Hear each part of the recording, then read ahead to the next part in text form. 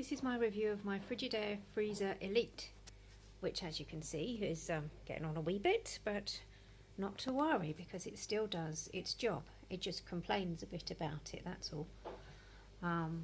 It was jolly well thought of when it first came out. Had all the latest mod cons of these little buttons up here, which these days I'm sure you'd get a few more buttons on your freezer. It's got a lot of drawers. Originally there were actually 6 drawers to pull out, 2 of which are now missing, probably due to overuse on my part. As you can see, it does need defrosting as well, which happens quite regularly.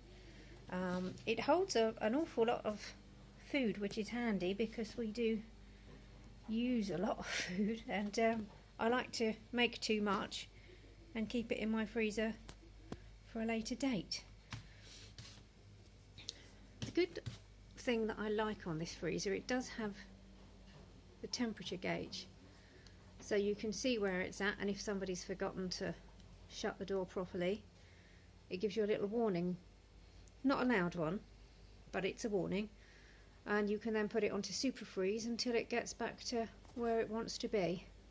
The controls are a bit awkward to use. It's not as ideal as having a proper dial on there. You can't just turn it around, but all in all, for me it's been a good freezer. Well, we had it from second hand and we must have had it for 10 years now, so really it's doing pretty well.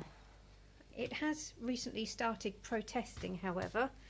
During the hot weather it does make quite an alarming noise, so ideally I'll be looking to sort it out rather soon, but I do like it and I would recommend it, albeit an up-to-date version. Frigidaire Freezer Elite.